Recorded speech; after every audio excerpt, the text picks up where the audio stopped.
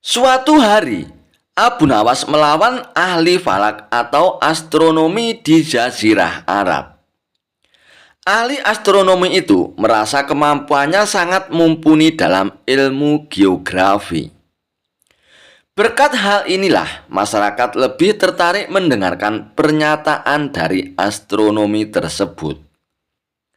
Bahkan masyarakat meninggalkan Abu Nawas yang dikenal suka omong kosong dan tidak memahami ilmu falak maupun astronomi, dan lebih memilih mempercayai teori-teori dari ahli astronomi tersebut. Ada salah satu teori dari ahli astronomi yang membuat masyarakat terkesima, yaitu bumi itu bentuknya bulat seperti bola. Ahli astronomi ini menyatakan bahwa andaikan manusia berjalan ke arah barat terus-menerus, maka suatu saat akan kembali tiba di tempat yang sama. Hingga suatu hari, ahli astronomi itu baru saja kehilangan barangnya. Seorang maling telah mencuri barangnya. Di saat yang sama, Abu Nawas sedang melintas di depan rumahnya. Ahli astronomi tersebut lantas berteriak dan meminta tolong kepada Abu Nawas. "Hei Abu Nawas, tolonglah aku Abu Nawas. Aku baru saja kehilangan barangku. Maling baru saja mencuri barangku Abu Nawas. Tolong bantu kejar malingnya," ucap ahli astronomi itu dengan nafas yang terengah-engah. Abu Nawas pun bertanya kepada ahli astronomi tersebut, "Memangnya malingnya lari kemana?" Ahli astronomi itu pun menjawab, "Malingnya lari ke arah barat Abu Nawas." Mendengar hal itu, Abu Nawas pun segera lari ke arah timur. Melihat pergerakan Abu Nawas, sang ahli astronomi tersebut pun jengkel. "Hei Abu Nawas, aku sudah bilang kalau malingnya lari ke barat. Kok kamu larinya ke timur?" tanya ahli astronomi kepada Abu Nawas. "Hahaha," jawab Abu Nawas sambil ketawa dan terus berlari ke arah timur. Kisah Abu Nawas mengalahkan jin Ifrit. Dikisahkan, bermula Baginda Raja duduk dengan santai di singgasananya. Datanglah seorang kepala dusun menghadap Baginda Raja. Kepala dusun itu mengadukan masalah yang menimpa di kampungnya. "Ampun Paduka yang mulia, hamba mohon pertolongan," ucap kepala dusun itu kepada Baginda Raja. "Apa yang menimpa kampungmu kepala dusun?" tanya Baginda Raja. "Begini Paduka, di kampung kami sering diganggu jin jahat," ujar kepala dusun. "Apa yang membuat jin jahat mengganggu kampungmu?" tanya Baginda Raja dengan penasaran. "Paduka yang mulia, kampung kami kekayaan alamnya berlimpah. Hampir tiap musim panen kami banyak keuntungan," jawab kepala dusun tersebut. Baginda Raja pun makin bingung. "Apa hubungannya? Masa gara-gara kampung subur jin mengganggu kampungmu?" tanya Baginda Raja. "Jin itu mengaku berkat jasa dia kampung kami menjadi subur. Dan karenanya tiap musim panen ia meminta tumbal seorang gadis Paduka. Dan bila tidak dipenuhi, ia akan menghancurkan desa kami Paduka," jelas kepala dusun itu kepada Baginda Raja. "Baiklah, sekarang kamu pulang saja. Nanti saya akan utus seseorang mengatasi kampungmu," ucap Baginda Raja. Lalu kepala dusun itu pun pamit pulang kepada Baginda Raja. Selepas kepala dusun itu pun pulang, Baginda Raja pun akhirnya memanggil semua penasihat untuk mencari solusi masalah tersebut. "Paduka yang mulia, yang kita hadapi itu adalah makhluk halus. Kita tak mungkin melawannya Paduka. Malahan prajurit bisa kerasukan nantinya," ujar salah seorang penasihat istana kepada Baginda Raja. Penasihat lain pun bingung untuk mencari solusinya. Akhirnya terbesit di benak Baginda Raja sosok Abu Nawas. Ia perintahkan prajurit istana menjemput Abu Nawas. Singkat cerita, Abu Nawas pun menghadap Baginda Raja. "Ampun Paduka yang mulia, ada gerangan apa memanggil hamba?" tanya Abu Nawas. "Ada tugas penting yang harus kamu laksanakan dan tidak boleh kamu tolak Abu Nawas," titah Baginda Raja. "Siap Paduka, kalau boleh tahu tugas apakah itu?" tanya Abu Nawas kembali. Suasana di kampung sebelah tidak aman Abu Nawas. Ada jin yang suka mengganggu warga kampung itu. "Saya perintahkan kamu selesaikan masalah ini," jelas Baginda Raja kepada Abu Nawas. Mendengar titah Baginda Raja, Abu Nawas pun kaget. "Maksud Paduka, hamba disuruh menaklukkan jin jahat itu?" tanya Abu Nawas.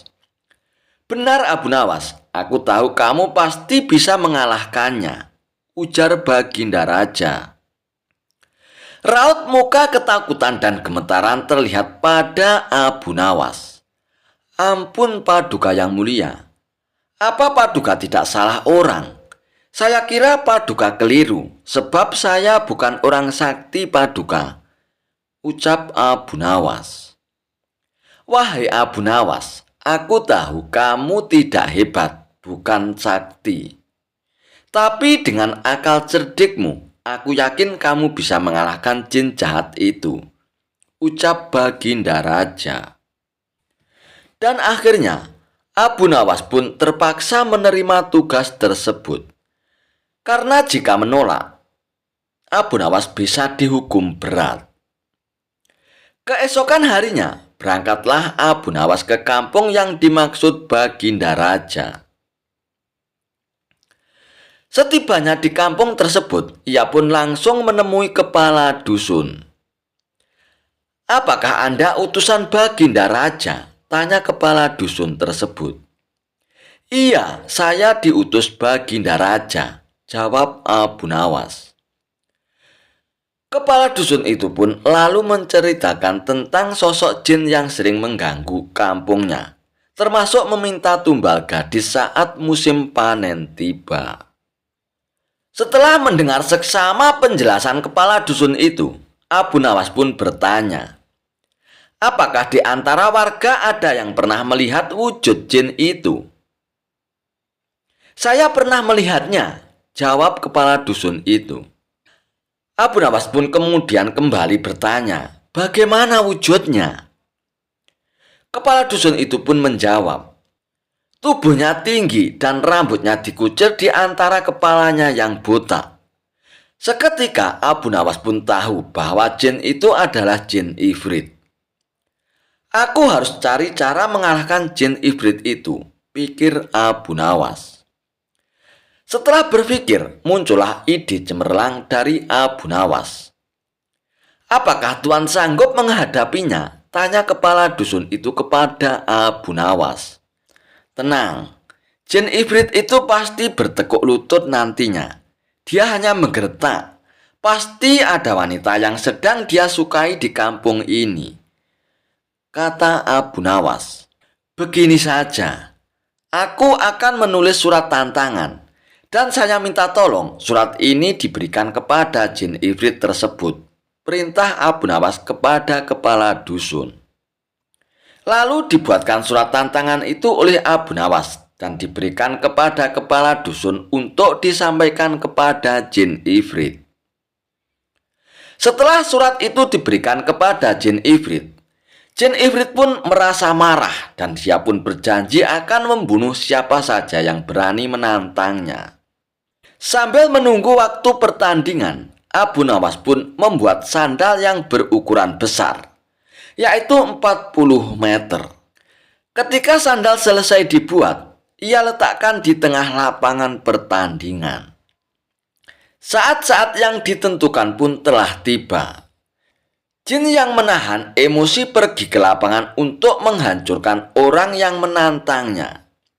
Dengan suara yang menggelegar, "Mana lelaki yang berani menantangku?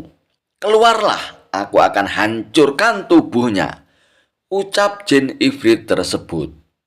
Warga yang hendak menyaksikan pertandingan itu berlarian meninggalkan lapangan takut menjadi sasaran amukan jin ifrit.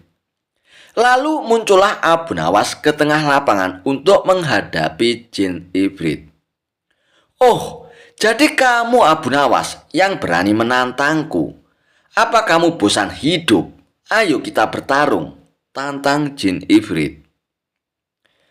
"Anda salah orang. Saya bukan Abu Nawas. Saya muridnya Abu Nawas," kata Abu Nawas berpura-pura. "Cepat panggil gurumu untuk bertarung denganku," perintah jin ifrit. "Oh, jangan khawatir. Guruku pasti akan datang kemari. Aku disuruh ambil sandal guruku. Kemarin sehabis latihan, sandalnya tertinggal di sini," balas Abu Nawas sambil menunjuk sandal besar yang hampir menutupi separuh lapangan. "Benar, itu sandal guruku. Memangnya kenapa? Tapi saya tidak kuat mengangkatnya. Maukah kau membantuku membawa sandal ini?" pinta Abu Nawas sambil menunjuk sandal besar tersebut. Jin ifrit itu pun terdiam. Dia berpikir, sandalnya saja sebesar lapangan, bagaimana dengan orangnya nanti? Dan akhirnya jin ifrit pun mulai ketakutan. "Atau saya panggil guruku datang ke sini saja langsung. Kalau saya ditanya sandalnya, saya akan beralasan kamu menghalangi saya untuk mengambil sandalnya," ujar Abu Nawas. "Oh, jangan. Lebih baik aku pergi sekarang. Dan aku tidak akan pernah mengganggu desa ini lagi," balas jin ifrit yang segera menghilang karena ketakutan. Dan sejak saat itulah kampung tersebut kembali aman dari gangguan jin ifrit. Kisah Abu Nawas mengalahkan jin raksasa. Kisah Abu Nawas kali ini berawal dari ada jin raksasa jahat yang menghuni gua angker di sebuah perbukitan kecil yang tak jauh dari pemukiman warga. Konon jin raksasa ini terkenal sangat jahat. Siapa saja yang berani mendekati gua tempat tinggalnya, maka akan dibunuhnya dengan cara yang sadis. Suatu hari, Abu Nawas akan melakukan perjalanan yang kebetulan harus melewati perbukitan, yang merupakan daerah tempat tinggal jin raksasa jahat tersebut. Salah seorang warga setempat melarang niat Abu Nawas ini. "Tuan, lebih baik urungkan niat Tuan, carilah jalan lain saja," kata warga tersebut.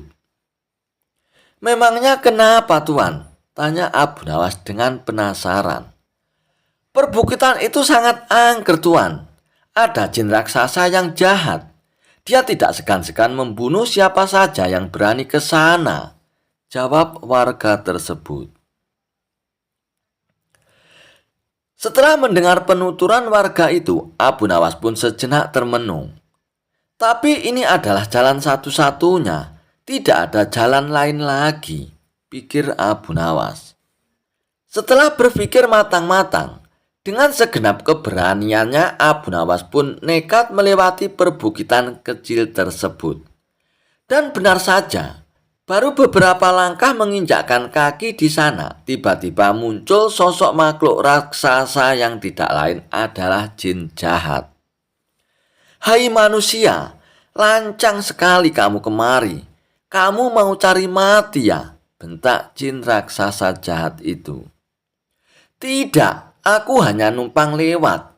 Karena ini adalah jalan satu-satunya," jawab Abu Nawas. "Kamu tahu tidak, ini adalah daerah kekuasaanku. Siapapun dilarang lewat sini," kata jin raksasa itu memberitahu kepada Abu Nawas. "Bukankah ini adalah bumi Allah? Kamu tidak ada hak untuk melarangku, balas Abu Nawas.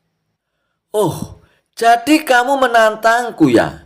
Akan aku hancurkan tubuhmu, ancam jin raksasa itu.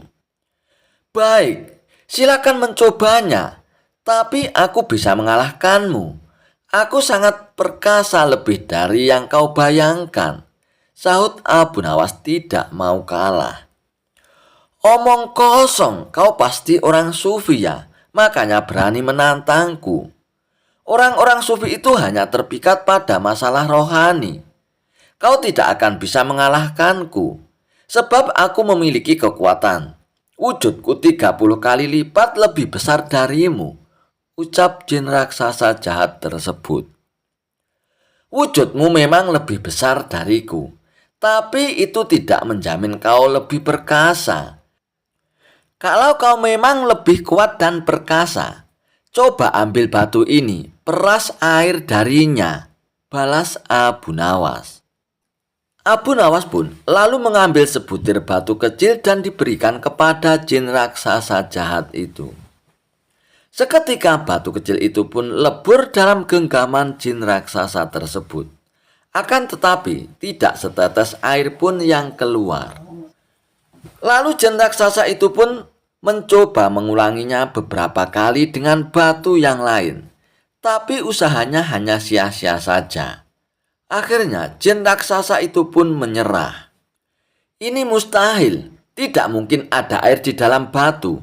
Coba kau tunjukkan kalau batu ini memang ada airnya, kata jin raksasa itu kepada Abu Nawas dengan rasa penasaran.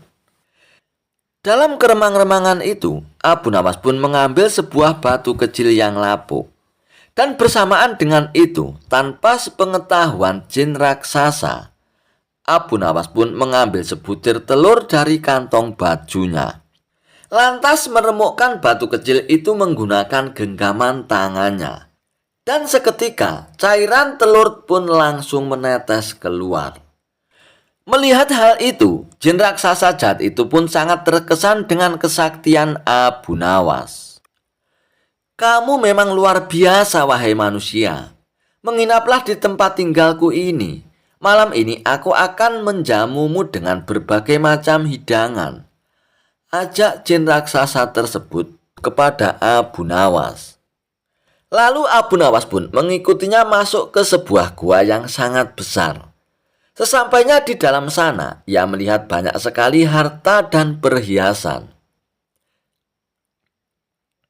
Dari mana semua harta ini? Tanya Abu Nawas. Jin raksasa itu pun memberitahu bahwa semua harta dan perhiasan tersebut adalah milik para kabilah yang tersesat dan sudah dibunuhnya. Setelah dijamu makan malam, jin raksasa pun mempersilahkan Abu Nawas untuk beristirahat. Berbaringlah di sebelahku dan tidurlah, kata jin raksasa itu. Kemudian jin raksasa itu pun membaringkan dirinya dan segera tidur.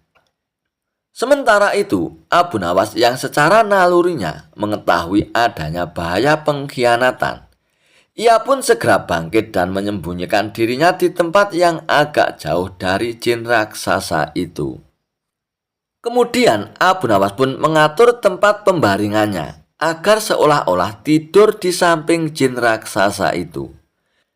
Tidak lama setelah itu, jin raksasa itu pun terbangun. Ia mengambil sebuah batang pohon lalu menghajar Abu Nawas dengan sekuat tenaga yang dikiranya masih tidur di sebelahnya.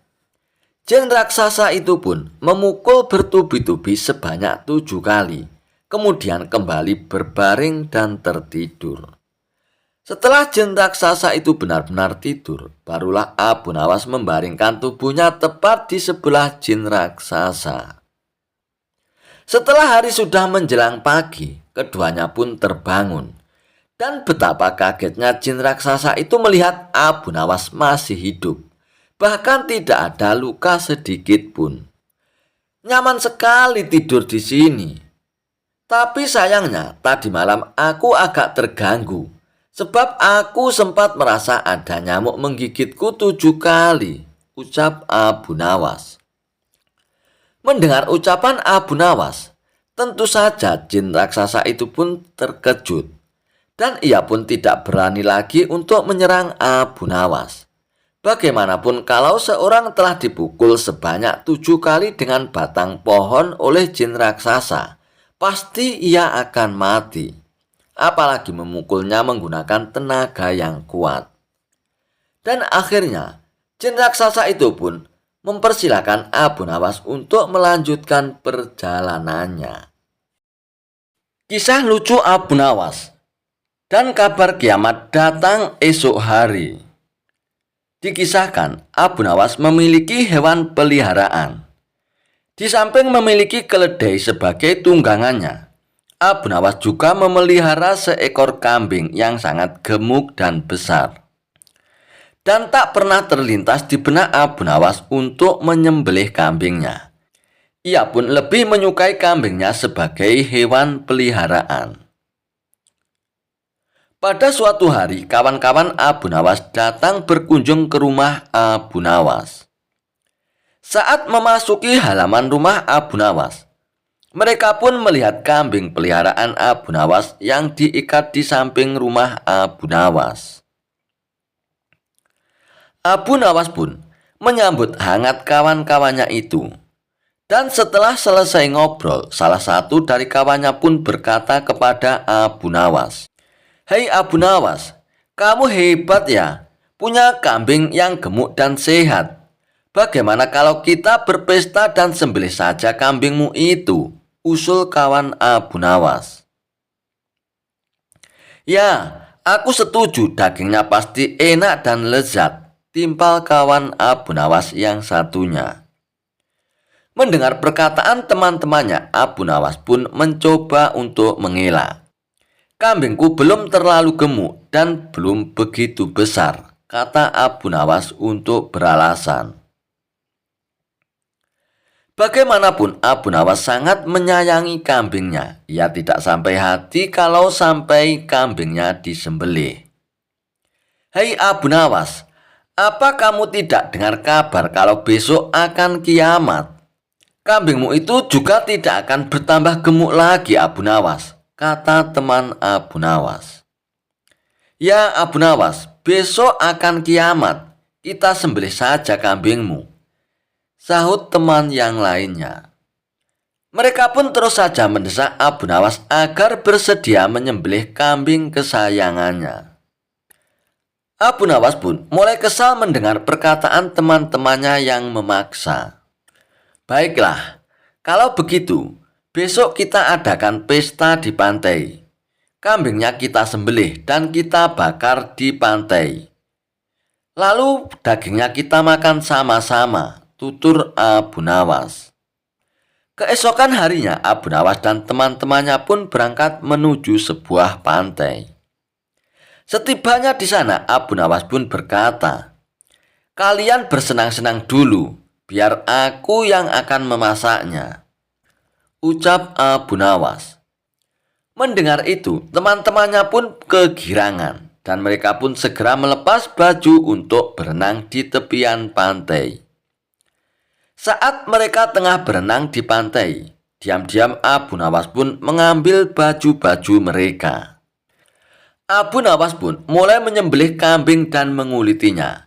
Lalu ia pun membakar semua baju temannya untuk memanggang kambing tersebut. Selesai berenang, teman-teman Abu Nawas pun kebingungan mencari bajunya. "Hei Abu Nawas, kamu melihat baju kami ya?" tanya teman Abu Nawas. "Tadi waktu kesini aku lupa membawa kayu bakar. Dan sebagai gantinya aku bakar baju kalian untuk memanggang daging kambing ini," ujar Abu Nawas.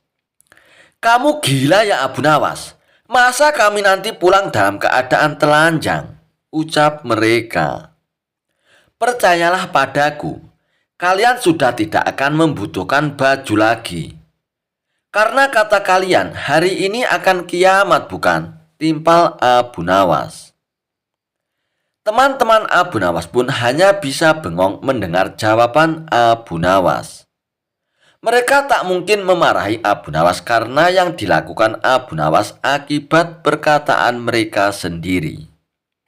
Setelah selesai makan daging kambing tersebut, mereka pun terpaksa pulang tanpa memakai baju. Dan di sepanjang perjalanan, mereka pun sangat malu dan ditertawakan oleh para warga yang melihat mereka. Kisah Abu Nawas mencari neraka di siang hari. Suatu hari, Abu Nawas mendapat tugas dari Baginda Raja Harun ar-Rasyid untuk mencari neraka. Baginda Raja ingin tahu bagaimana bentuk dan keadaan neraka itu. Abu Nawas pun berangkat mencari neraka dengan membawa lampu minyak dan menggoyang-goyangkannya sembari berhenti pada setiap sudut rumah. Orang-orang yang melihatnya pun heran dan bertanya-tanya apa yang sedang dilakukan Abu Nawas. "Hai Abu Nawas, apa yang kau lakukan ini?" tanya salah seorang warga. "Aku sedang mencari neraka," jawab Abu Nawas dengan singkat.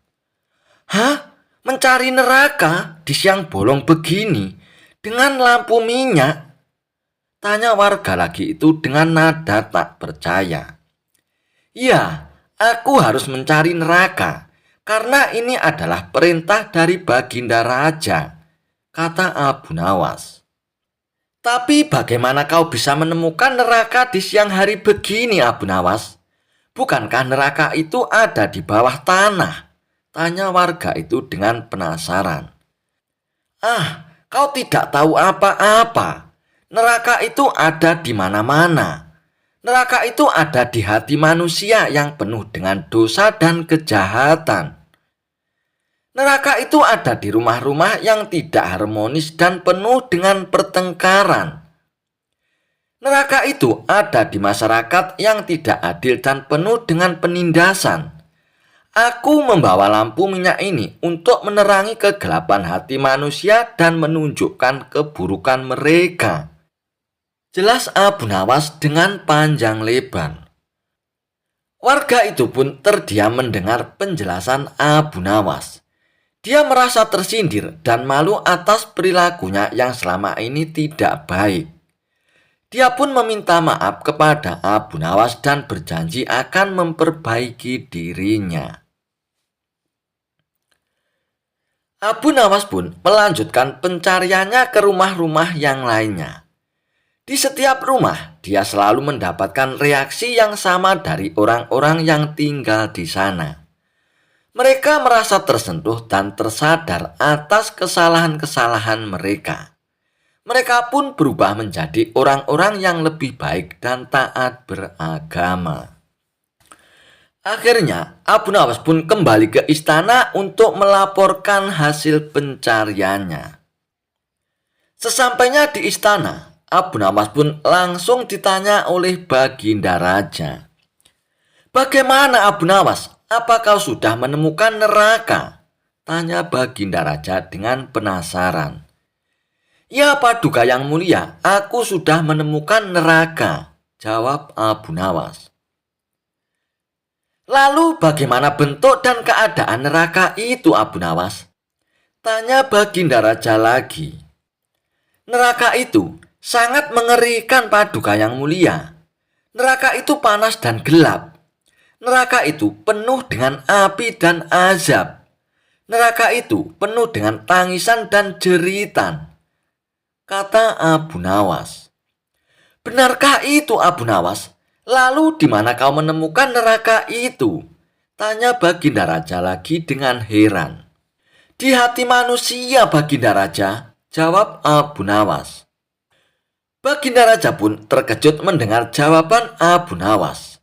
Dia pun sadar bahwa apa yang dikatakan Abu Nawas adalah benar adanya.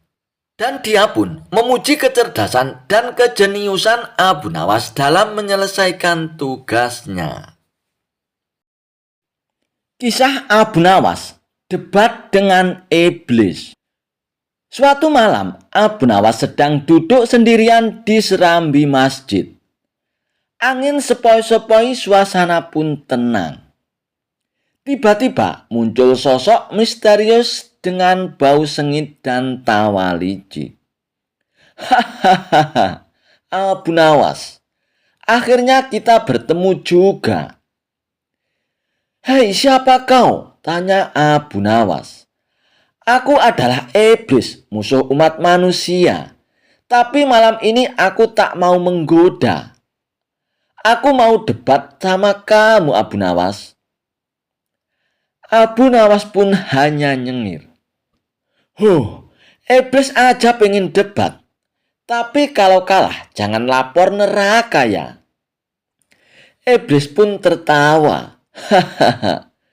Kau pikir kau bisa mengalahkan aku ya Abu Nawas? Aku ini pintar, licik, ahli tipu muslihat. Bahkan aku pernah ngibulin Nabi Adam. Abu Nawas pun tetap tenang. Baiklah Iblis, apa topik debatmu? Iblis pun menjawab. Aku ingin buktikan bahwa manusia itu lebih buruk dari iblis. Abu Nawas pun berkata, Oke, baiklah iblis.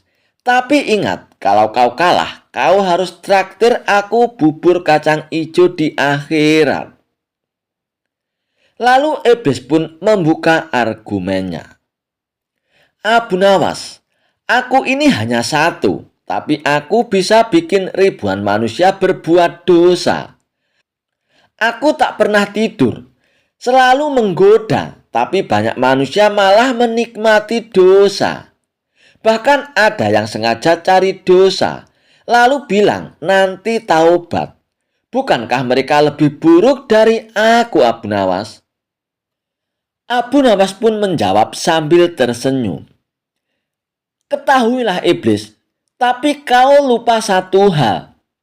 Manusia punya kesempatan untuk berubah. Dan kau tidak punya itu. Saat kau jatuh, kau sombong dan membangkang.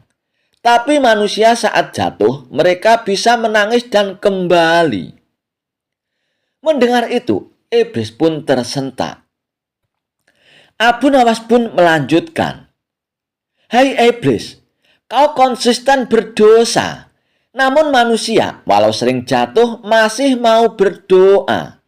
Dan itu yang membuat Tuhan mencintai mereka karena mereka tahu malu dan ingin kembali. Iblis pun mencoba membalas. Tapi kan banyak manusia yang munafik, di luar baik dan di dalamnya busuk. Abu Nawas pun menjawab, betul iblis, tapi lebih baik orang munafik yang masih pura-pura baik daripada iblis yang bangga jadi jahat seumur hidupnya. Iblis pun mulai geram. Tapi manusia kan sering berbuat salah kan? Abu Nawas pun menjawab. Tuhan kan maha pengampun. Kau cuma bisa menuduh, tapi Tuhan melihat niatnya kan? Dan iblis pun makin kesal.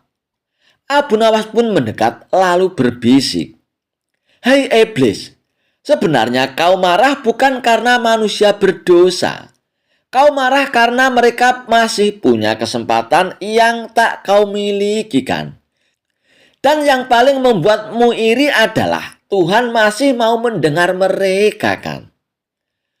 Mendengar itu, iblis pun mendesis pelan lalu menghilang sambil menggerutu.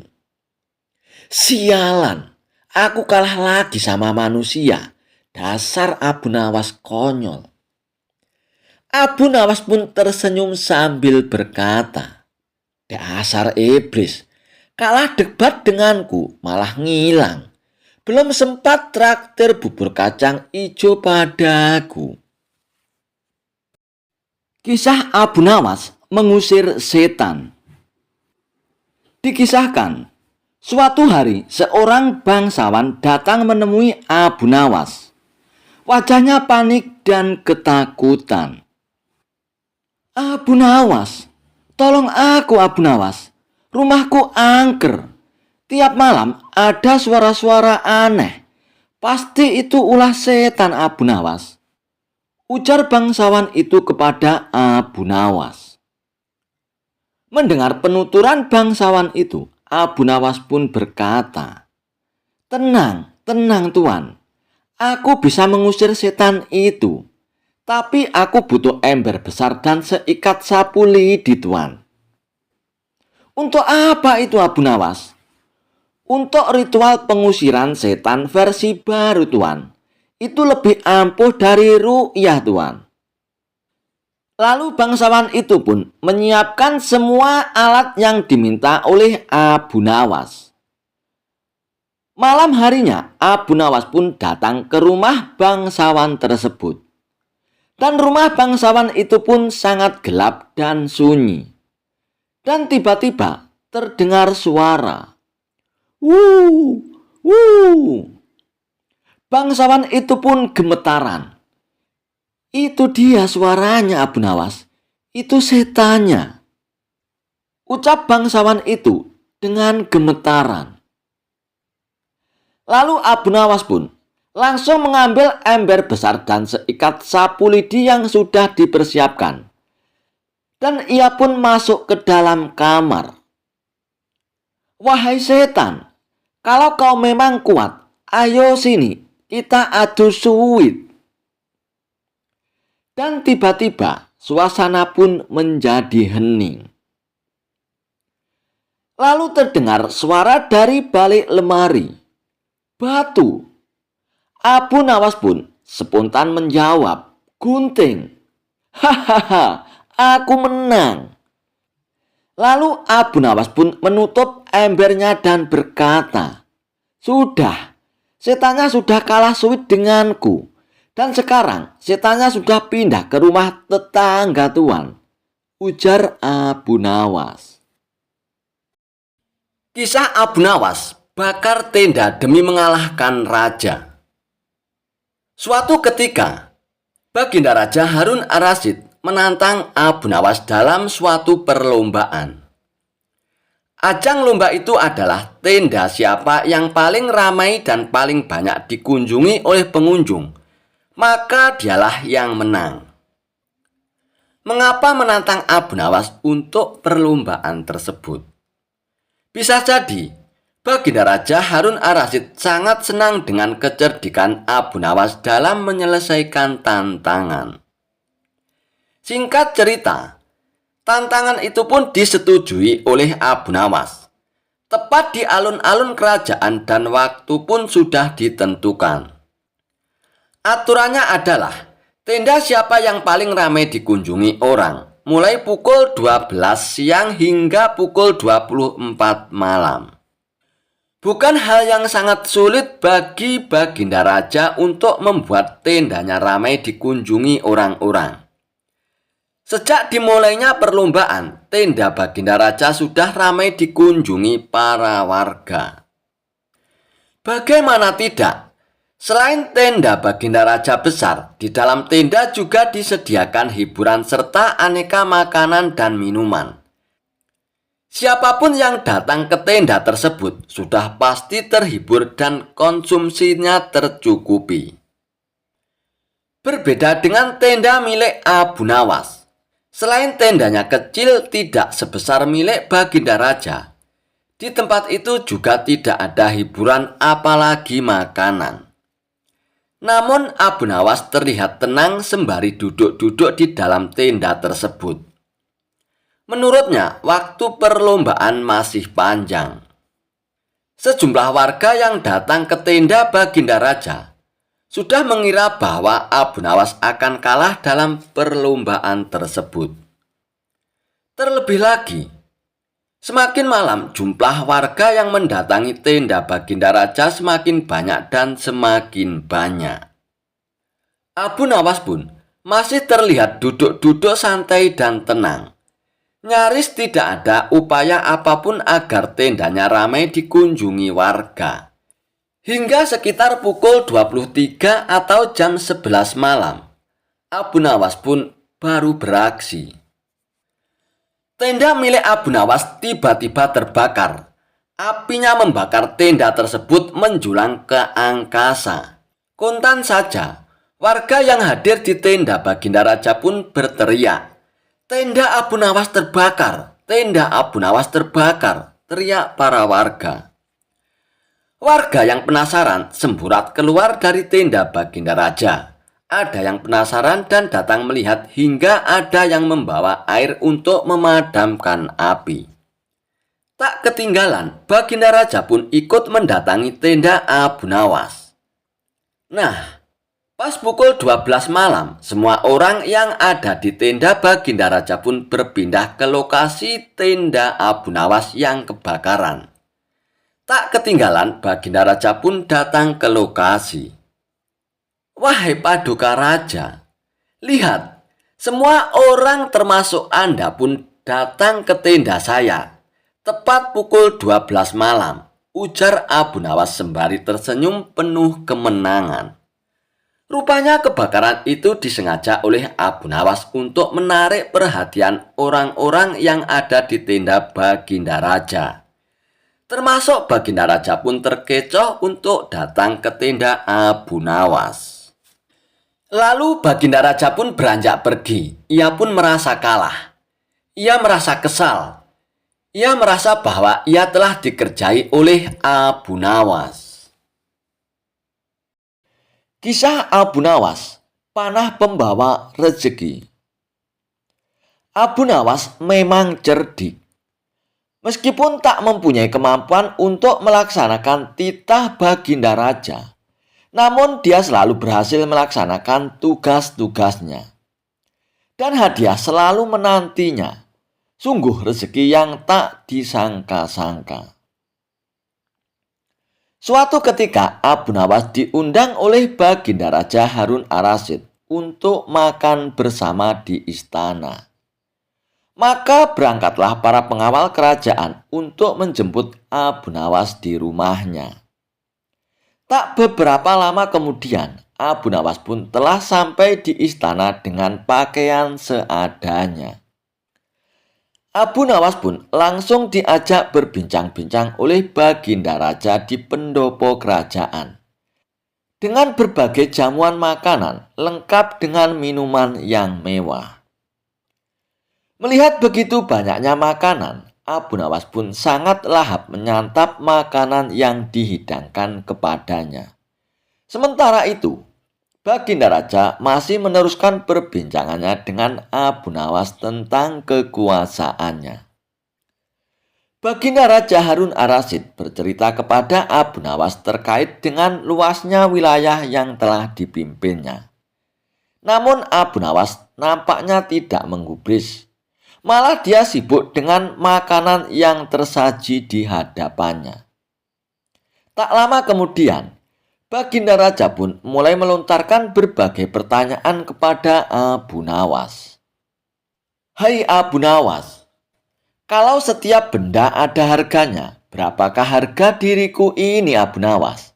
Tanya Baginda Raja. Abu Nawas yang masih dalam kondisi kekenyangan setelah makan makanan tersebut, ia pun menjawab sekenanya tanpa berpikir panjang. Hamba kira mungkin sekitar 100 dinar Paduka, jawab Abu Nawas. Keterlaluan sekali engkau ini Abu Nawas. Harga sabukku saja 100 dinar, bentak Baginda Raja. Tepat sekali Paduka. Memang yang saya nilai dari diri Paduka hanya sebatas sabuk itu saja, ujar Abu Nawas. Karena tak ingin lagi dipermalukan oleh Abu Nawas karena kecerdikannya. Kali ini Baginda Raja pun tidak mau lagi mengambil resiko dengan beradu pendapat dengan Abu Nawas. Oleh karena itu, Abu Nawas pun diajak oleh Baginda Raja menuju ke tengah-tengah prajuritnya yang merupakan ahli bela diri dan ketangkasan memanah. Ayo Abu Nawas, di hadapan para prajuritku ini, tunjukkanlah kemampuan memanahmu. Panahlah sekali ini saja. Kalau panahmu dapat mengenai sasaran, maka hadiah akan menantimu. Namun jika gagal, engkau akan aku penjarakan.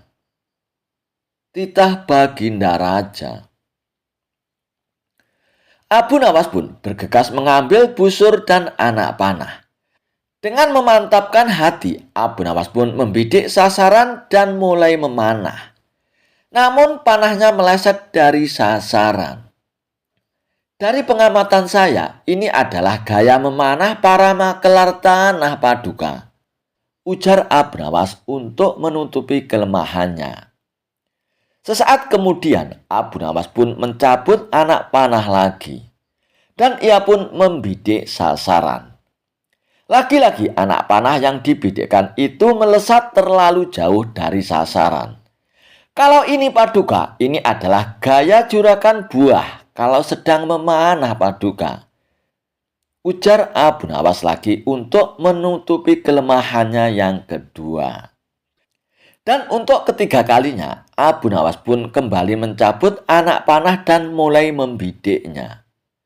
Namun kali ini kebetulan anak panah yang dibidikkan tersebut tepat mengenai sasaran. Nah, inilah Paduka. Ini baru gaya Abu Nawas kalau sedang memanah. Saya pun menunggu hadiah yang Paduka janjikan, ujar Abu Nawas dengan gembira. Dengan tak bisa menyembunyikan tawanya, Paduka Raja pun lantas memberikan hadiah kepada Abu Nawas. Dengan kecerdikannya bermain kata-kata dan yang masuk logika, akhirnya Abu Nawas pun mendapat hadiah dari Baginda Raja. Dan dia pun langsung mohon diri untuk pulang, karena tak sabar untuk memberikan hadiah itu kepada istrinya. Kisah kecerdikan Abu Nawas dalam menghadapi preman yang kejam. Alkisah. Ada seorang pemuda yang gemar mabuk-mabukan. Dia juga sering membuat onar di kampungnya. Perilakunya ini membuat orang-orang menaruh rasa benci, namun mereka tak berani untuk menegurnya. Karena si pemuda terkenal nekat dan tak segan-segan menghajar siapa saja yang berani menegurnya. Yang lebih menjengkelkan, si pemuda tidak menaruh rasa hormat kepada siapapun. Entah itu orang yang lebih tua ataupun seorang pemuka agama. Suatu ketika, si pemuda sengaja membuat ulah. Kali ini yang dikerjai bukanlah orang sembarangan, melainkan tokoh pemuka agama. Yang pertama, ia mendatangi seorang Habib. "Tuan Habib, izinkan saya berzina," kata si pemuda. Mendengar itu, sang Habib pun kaget bukan main. "Kalau kamu mau berzina, itu urusanmu. Jangan meminta izin dariku," jawab sang Habib. "Tapi aku menginginkan izin darimu, Tuan. Mau mengizinkan atau tidak?" Si pemuda pun kembali bertanya. "Tidak mungkin aku mengizinkanmu. Itu perbuatan yang melanggar agama. Kalau aku mengizinkanmu, sama saja aku memperbolehkan orang untuk berbuat dosa," balas sang Habib dengan tegas. Tanpa diduga, si pemuda itu pun langsung memberikan serangan pukulan tepat mengarah di kepala sang Habib. Sang Habib pun langsung jatuh tersungkur dan merintih kesakitan. Si pemuda itu pun lalu pergi meninggalkannya. "Aku akan mencoba mendatangi Tuan Pendeta. Aku ingin tahu apa jawabannya," kata si pemuda dalam hatinya. Ia pun lalu pergi ke rumah sang pendeta. Setibanya di rumah sang pendeta, lalu pemuda itu pun bertanya, "Tuan Pendeta, izinkan saya berzina," pinta si pemuda. Mendengar pertanyaan pemuda itu, sang pendeta pun kagetnya bukan main. Sejenak ia pun terdiam. Kalau ia melarangnya, tentu si pemuda akan marah. Bisa-bisa ia dihajar habis-habisan. Sebab tabiat pemuda tersebut terkenal kasar dan jahat, pikir sang pendeta. Hai anakku, kenapa engkau tidak menikah saja? Tentu itu akan lebih baik bagimu," kata sang pendeta menyarankan. "Aku tidak mau, aku masih ingin menikmati masa mudaku," ujar si pemuda. Sang pendeta pun terlihat kebingungan mendengar alasan si pemuda tersebut. Namun ia juga harus berhati-hati dalam ucapan. Jangan sampai membuat si pemuda menjadi marah. "Bagaimana Tuan Pendeta? Apakah Tuan mau mengizinkan saya berzina?" tanya si pemuda lagi. Hati sang pendeta menjadi berkecamuk. Kalau ia mengizinkan, sama saja ia memperbolehkan orang untuk berbuat dosa. Tapi kalau ia melarang, si pemuda akan menjadi marah dan tentu saja si pemuda akan menghajarnya. "Wahai anakku, saya sangat sayang kepadamu. Tidakkah engkau tahu bahwa siksa api neraka itu sangat pedih? Aku tidak ingin kamu masuk ke dalamnya, hanya karena perbuatanmu itu, anakku," kata sang pendeta menasihati. "Maksud Tuan Pendeta apa? Mati saja belum sudah bicara tentang neraka. Tuan mau mengizinkan saya berzina atau tidak?" tanya si pemuda lagi mulai emosi. "Maafkan saya, nak. Dengan berat hati, saya tidak berani mengizinkan kamu. Itu semata-mata karena saya sangat sayang sama kamu, nak. Saya tidak ingin kamu dimurkai oleh Tuhan," jawab sang pendeta. Tiba-tiba pukulan melayang ke arah kepala sang pendeta. Sang pendeta pun jatuh tersungkur ke tanah. "Bilang saja kalau kamu tidak mengizinkan, tak usah berbelit-belit," kata si pemuda dengan geram. Ia pun lalu pergi meninggalkan sang pendeta. Kedua peristiwa tersebut membuat gempar warga. Banyak orang-orang yang mengutuk perbuatan si pemuda tersebut. Akan tetapi si pemuda malah menjadi beringas, sehingga ia semakin ditakuti oleh warga. Suatu ketika, salah satu teman si pemuda berkata kepadanya, "Hai kawan, kenapa tidak kau tanyakan keinginanmu itu kepada Tuan Abu Nawas? Kalau jawabannya membuatmu jengkel, kamu hajar saja dia dan kamu pasti akan lebih ditakuti." Mendengar usulan temannya itu, si pemuda tersebut pun menjadi tertarik. "Benar juga katamu, besok aku akan menemui Tuan Abu Nawas," timpal si pemuda. Pada keesokan harinya, si pemuda segera berangkat menuju rumah Abu Nawas. Sesampainya di rumah Abu Nawas, pemuda itu pun mendapati Abu Nawas sedang duduk santai di depan rumahnya. "Tuan Abu Nawas, bolehkah saya masuk? Ada yang ingin saya tanyakan kepada Tuan Abu Nawas," kata si pemuda tersebut. "Oh, silakan masuk anak muda. Kemarilah," balas Abu Nawas. Si pemuda itu pun lalu masuk dan duduk di samping Abu Nawas. "Apa yang ingin kau tanyakan, wahai anak muda?" tanya Abu Nawas. "Tuan Abu Nawas, izinkan saya berbuat zina," pinta si pemuda tersebut. Mendengar itu, Abu Nawas pun hanya tersenyum. "Sebelum aku menjawab permintaanmu, saya ingin mengajukan 3 pertanyaan. Apakah kau siap menjawabnya?" tanya Abu Nawas. "Oh, silakan Tuan, tanyakan saja," jawab si pemuda.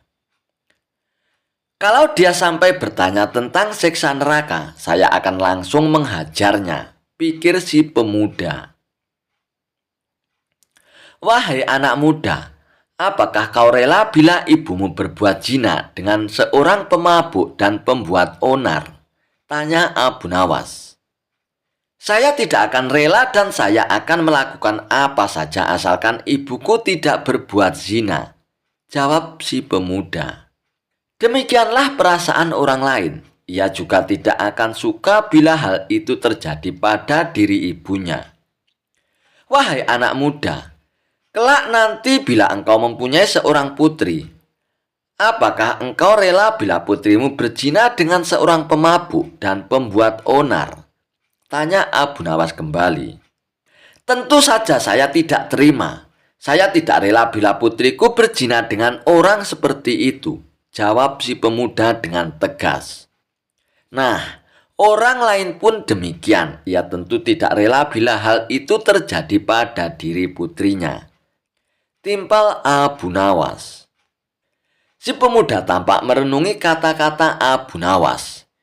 Ia tak menyangka akan mendapatkan pertanyaan seperti itu. Sekarang pertanyaan terakhir dari saya, anak muda. Apakah yang akan kamu lakukan bila kamu menitipkan suatu barang kepada orang lain dan barang itu sangat berharga bagimu? Akan tetapi, orang yang kamu titipin tidak amanah. Bahkan ia malah merusak barangmu yang sangat berharga itu. Tanya Abu Nawas. Tentu saja aku akan marah, bahkan aku akan membunuhnya dengan cara yang paling sadis. Jawab si pemuda. Abu Nawas pun kembali tersenyum mendengar jawaban si pemuda tersebut. Kemudian Abu Nawas kembali berkata, jasad kamu, nyawa kamu, sejatinya adalah titipan Allah yang berharga, yang Allah percayakan kepadamu. Tapi bila engkau mengotori dan merusaknya dengan perbuatan bejatmu, lalu kamu menghadap ke hadapan Allah, kira-kira apa yang akan Allah perbuat kepadamu? Tiba-tiba suasana pun mendadak jadi hening. Tanpa diduga, si pemuda langsung menangis dan duduk bersimpuh di hadapan Abu Nawas. Tuan Abu Nawas, saya tidak sanggup membayangkan siksaan yang akan Allah berikan kepada saya. Saya ingin berbuat tobat. Tuan Abu Nawas, bimbinglah saya agar Allah berkenan memaafkan dosa-dosa saya, kata si pemuda sambil menangis sesegukan.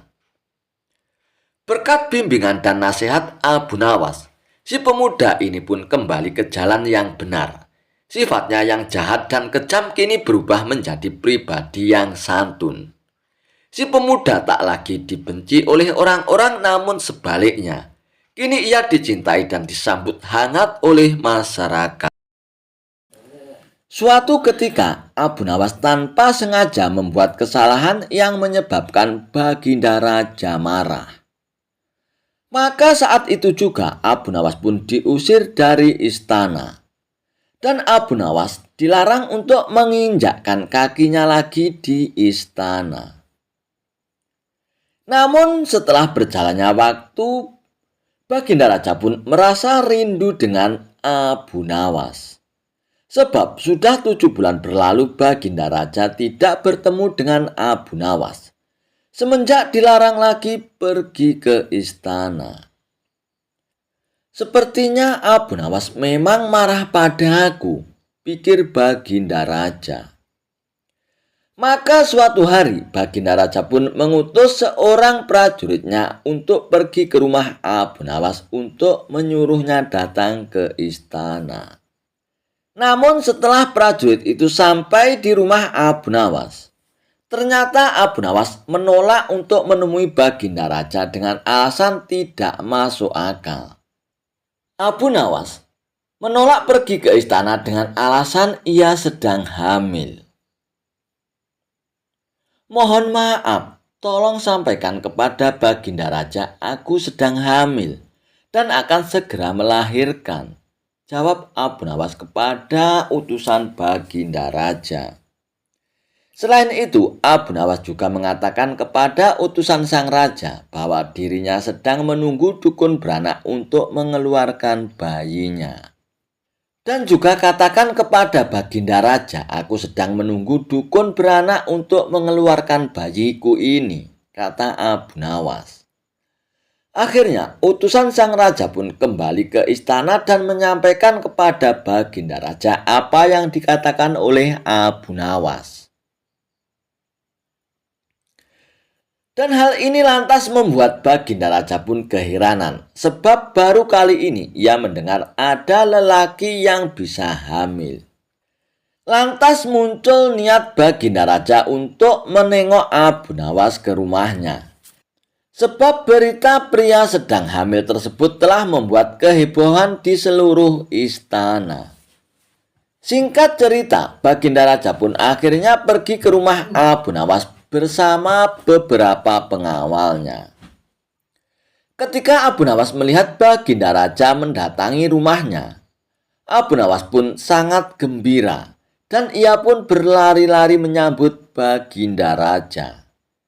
Dengan tunduk, Abu Nawas pun kemudian berkata, "Wahai Paduka yang mulia, berkenan juga rupanya tuanku datang ke rumah hamba," ucap Abu Nawas. Selanjutnya, Baginda Raja pun dipersilakan duduk di tempat yang terhormat dan Abu Nawas duduk di bawah. Kemudian Abu Nawas pun berkata, "Wahai Paduka yang mulia, ada gerangan apakah Paduka datang ke rumah hamba? Rasanya selama bertahun-tahun lamanya baru kali ini tuanku mendatangi rumah hamba," kata Abu Nawas. "Tujuanku ke sini karena aku ingin tahu keadaanmu, Abu Nawas," jawab Baginda Raja. "Katanya engkau dikabarkan sedang hamil dan akan melahirkan. Sejak zaman nenek moyangku sampai sekarang, aku belum pernah mendengar ada seorang lelaki bisa hamil, apalagi sampai melahirkan. Itulah sebabnya aku datang kemari, Abu Nawas," ucap Baginda Raja. Setelah mendengar perkataan Baginda Raja, Abu Nawas pun hanya terdiam. Ia pun tersenyum begitu saja. Maka Baginda Raja pun kembali berkata kepada Abu Nawas dengan penuh rasa heran, "Hai Abu Nawas, coba jelaskan perkataanmu. Apa maksudnya kamu mengaku hamil dan siapa dukun beranak yang kamu maksudkan?" tanya Baginda Raja kembali. Kemudian dengan senang hati Abu Nawas pun menceritakan kepada Baginda Raja. "Begini Paduka yang mulia, dahulu konon katanya ada seorang raja yang mengusir seorang pembesar istana. Tapi setelah 5 bulan berlalu, raja tersebut memanggil kembali pembesar istana itu ke istana. Ini ibarat hubungan laki-laki dan perempuan yang hamil tanpa menikah. Tentu saja melanggar adat dan agama serta menggegerkan seluruh negeri," jelas Abu Nawas. "Lagi pula apabila seorang raja mengeluarkan titah, maka secara otomatis tidak boleh mencabut perintahnya. Jika itu dilakukan ibarat menjilat air ludahnya sendiri, karena itu tanda-tanda seorang pengecut," kata Abu Nawas. "Oleh sebab itulah, sebelum bertindak harus berpikir dengan matang. Dapat diibaratkan dengan seorang lelaki yang akan segera melahirkan. Adapun maksud hamba dengan dukun beranak yang sedang hamba tunggu, maksudnya adalah kedatangan Baginda Raja kemari," ucap Abu Nawas. "Dengan Baginda Raja datang kemari, berarti hamba sudah melahirkan. Yang dimaksud dengan melahirkan adalah hilangnya rasa sakit atau rasa takut hamba kepada Baginda Raja," kata Abu Nawas kembali. Setelah mendengar penjelasan yang panjang dari Abu Nawas, Baginda Raja pun tersenyum sambil berkata, "Begini Abu Nawas, ketika aku melarang dirimu ke istana, itu tidak sungguh-sungguh, melainkan hanya bercanda saja Abu Nawas. Esok datanglah engkau ke istana, aku ingin bicara denganmu," kata Baginda Raja. "Memang di sana banyak menteri, tetapi tidak ada yang seperti kamu Abu Nawas.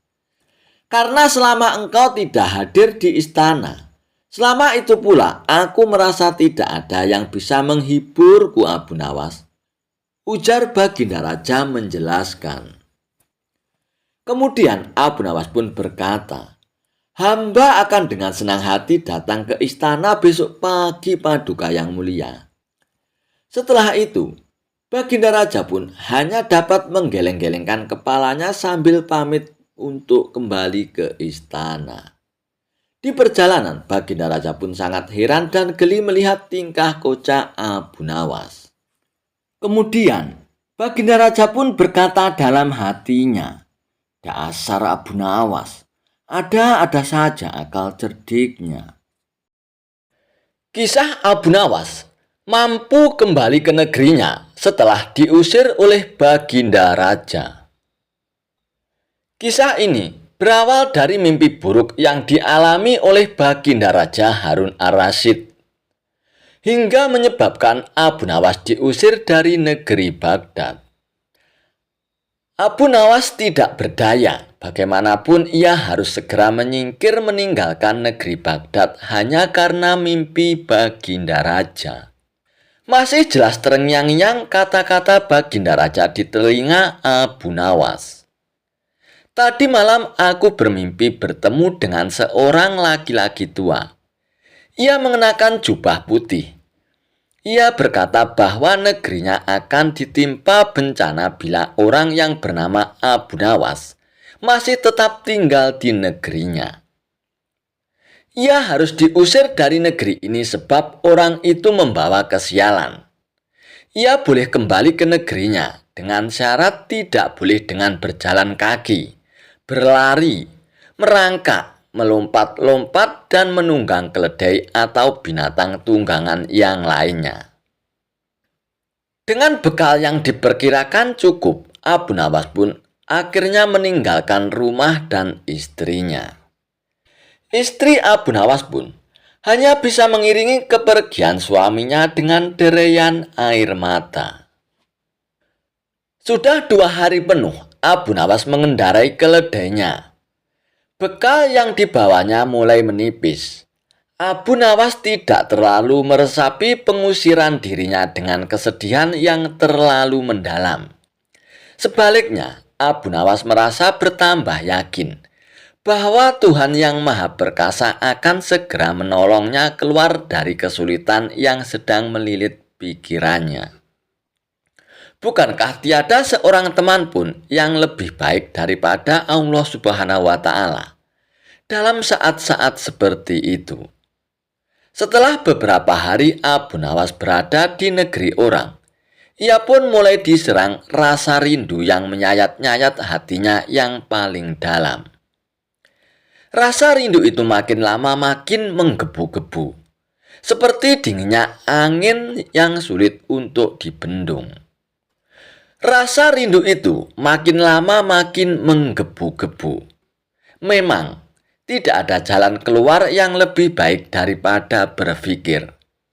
Tetapi dengan akal apa ia harus melepaskan dirinya? Begitu tanya Abu Nawas dalam hatinya.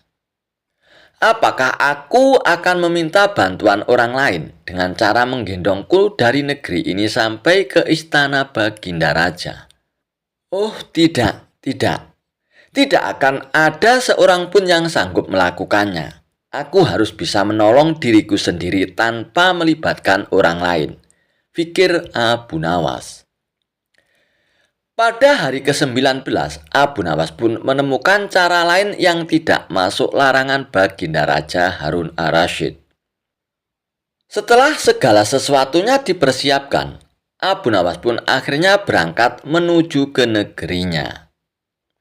Perasaan senang dan rindu menggumpal menjadi satu. Kerinduan yang selama ini melecut-lecut semakin menggila karena Abu Nawas tahu sudah semakin dekat dengan kampung halamannya. Mengetahui Abu Nawas bisa pulang kembali, penduduk negeri pun gembira. Desas-desus tentang kembalinya Abu Nawas segera menyebar secepat bau semerbak bunga yang menyerbu hidung. Kabar kepulangan Abu Nawas juga sampai ke telinga Baginda Raja Harun ar-Rasyid. Baginda Raja juga merasa gembira mendengar kepulangan Abu Nawas, tetapi dengan alasan yang sama sekali berbeda. Rakyat gembira melihat Abu Nawas pulang kembali karena mereka mencintainya. Sementara Baginda Raja gembira mendengar kepulangan Abu Nawas karena ia merasa yakin kali ini pasti tidak akan bisa mengelak dari hukumannya. Namun Baginda amat kecewa dan merasa terpukul melihat cara Abu Nawas pulang ke negerinya. Baginda Raja sama sekali tidak pernah membayangkan kalau Abu Nawas ternyata bergelayutan di bawah perut keledainya. Oleh karena itu, Abu Nawas pun terlepas dari sanksi hukuman yang akan dijatuhkan oleh Baginda Raja. Karena memang tidak bisa dikatakan bahwa Abu Nawas telah melanggar larangan Baginda Raja. Pasalnya, Abu Nawas tidak mengendarai keledai. Akan tetapi, ia bergelayutan di bawah keledainya. Begitulah cara Abu Nawas menggunakan keledainya untuk menyelamatkan diri dari hukuman Baginda Raja. Kisah Abu Nawas dan telur unta. Suatu hari, Baginda Raja Harun ar-Rasyid diserang penyakit yang sangat aneh. Tubuhnya terasa kaku dan pegal semua. Suhu badannya naik dan dia tidak kuat untuk melangkah. Kondisi ini membuat Baginda tidak nafsu makan sehingga sakitnya bertambah parah. Berbagai tabib sudah didatangkan ke istana untuk mengobati Baginda Raja. Akan tetapi tidak satu pun yang berhasil. Baginda Raja tidak mau menyerah begitu saja. Tekad beliau untuk segera sembuh dan beraktivitas lagi sangatlah besar. Baginda Raja akhirnya membuat sebuah pengumuman sayembara. Barang siapa dapat menyembuhkan Baginda Raja, maka dia akan diberikan hadiah yang besar. Berita sayembara itu pun sampai ke telinga Abu Nawas. Ia pun tertarik untuk mengikutinya. Ia mulai memutar otaknya memikirkan cara menyembuhkan Baginda Raja. Tidak beberapa lama kemudian, Abu Nawas pun menuju ke istana untuk mengajukan diri mengobati Baginda Raja. Baginda Raja pun sangat terkejut melihat pengajuan diri Abu Nawas. Mengingat ia bukanlah seorang tabib, rasanya Abu Nawas tidak mungkin dapat mengobati Baginda Raja. Wahai Abu Nawas, setahuku kamu itu bukan seorang tabib, tapi mengapa engkau mengikuti sayembara ini? Tanya Baginda Raja dengan heran. Abu Nawas pun hanya tersenyum mendengar pertanyaan Baginda Raja. Dengan segala kecerdasan pikirannya, akhirnya Abu Nawas berhasil meyakinkan Baginda Raja untuk mempercayainya. Abu Nawas mulai dengan menanyakan kondisi Baginda Raja, mengobservasi dan menganalisa penyakit yang dialami Baginda Raja. Baginda Raja mengeluhkan kepada Abu Nawas jika ia tidak mengerti apa penyakit yang sedang dia alami. Karena belum ada satu orang tabib pun yang berhasil mengobatinya. Ia mengeluhkan rasa sakit dan panas di sekujur tubuhnya. Abu Nawas pun tertawa ketika mendengar keluhan sakit Baginda Raja. Hahaha. Baginda Raja pun merasa tersinggung dengan respon Abu Nawas yang tertawa tersebut. Hai Abu Nawas, kenapa engkau tertawa mendengar keluhanku? Tanya Baginda Raja dengan kesal. Tidak, Paduka. Kalau penyakit seperti itu gampang sekali menemukan obatnya, jawab Abu Nawas.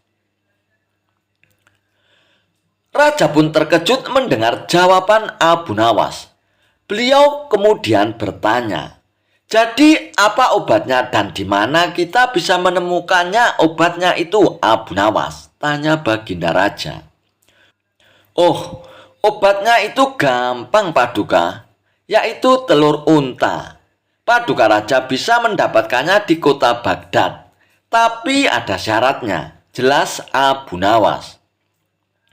Apa syaratnya Abu Nawas? Tanya Baginda Raja ingin segera tahu. Syaratnya adalah Baginda Raja sendiri yang harus menemukan obat tersebut. Dan bukan mengutus orang lain untuk mencarinya, jelas Abu Nawas. Tanpa pikir panjang, Baginda Raja pun menerima syarat dari Abu Nawas tersebut.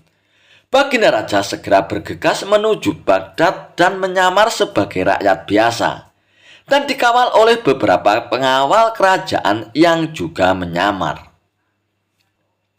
Sesampainya di kota Baghdad, mereka pun mengitari seluruh sudut pasar mencari penjual telur unta. Namun mereka tidak pernah kunjung menemukan telur unta yang dicarinya. Baginda Raja dan para pengawal terus berusaha mencari, tetapi hanya mendapatkan kelelahan, keletihan, dan keringat saja. Baginda Raja pun mulai menggerutu dan memikirkan hukuman yang akan diberikan kepada Abu Nawas, karena memintanya untuk mencari obat yang tidak pernah ditemukannya. Baginda Raja dan pengawal pun bergegas kembali ke istana.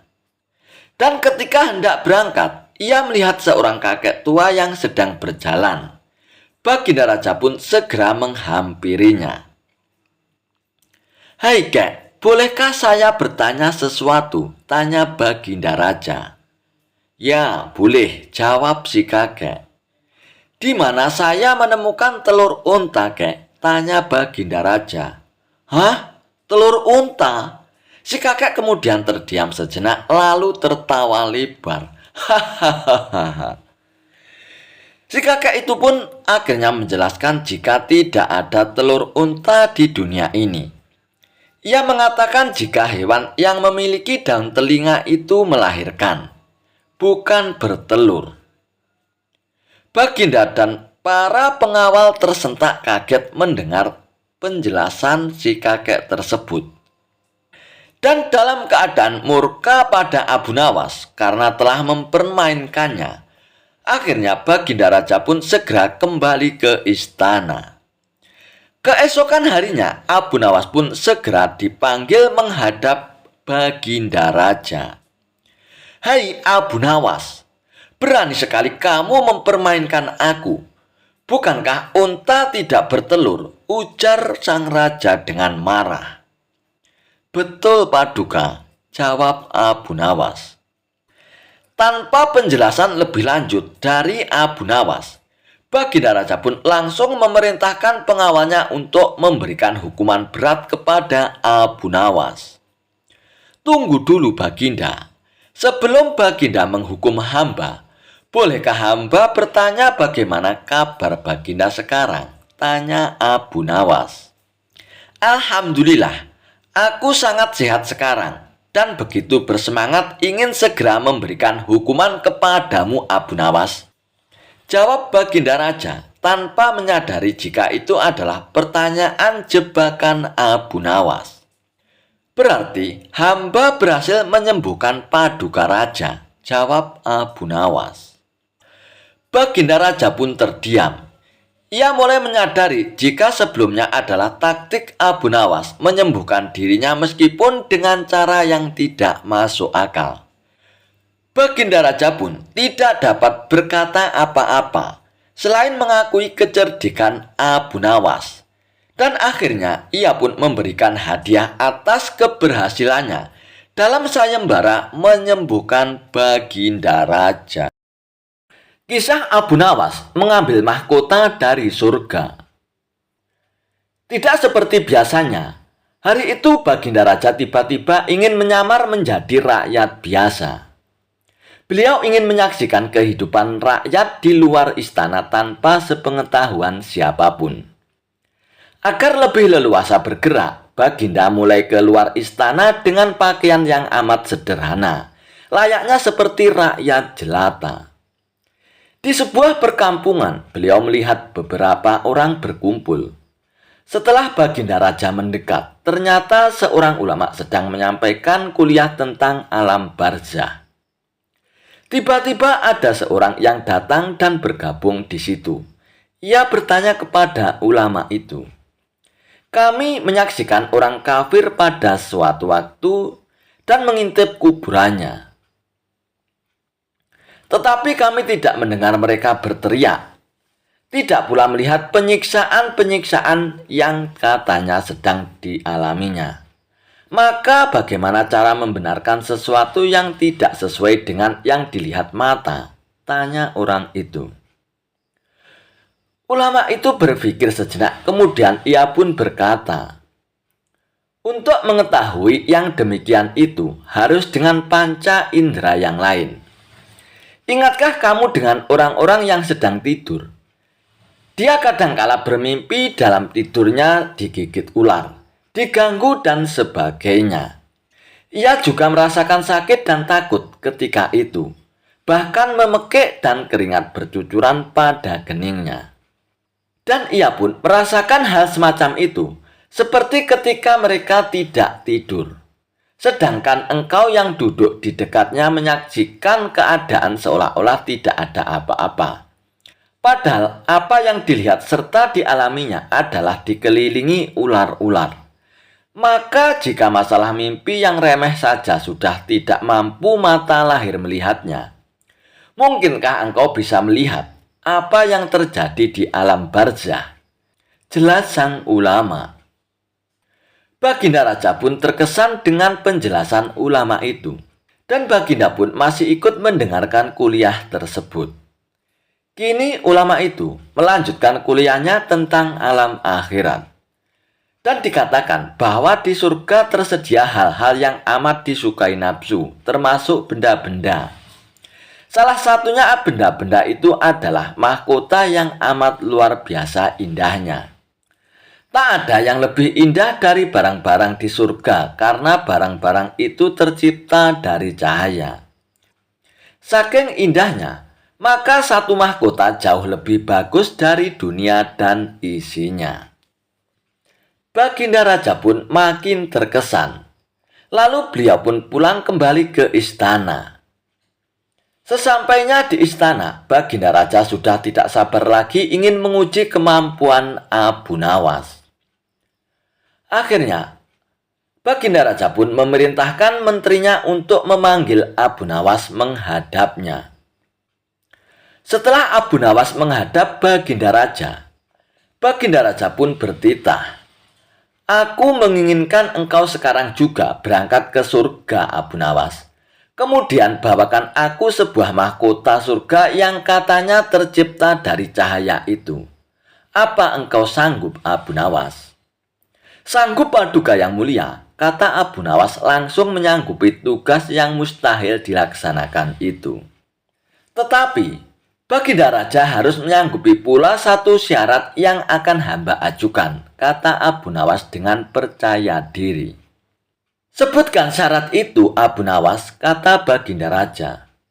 "Hamba mohon Baginda Raja menyediakan pintunya agar hamba bisa memasukinya," kata Abu Nawas.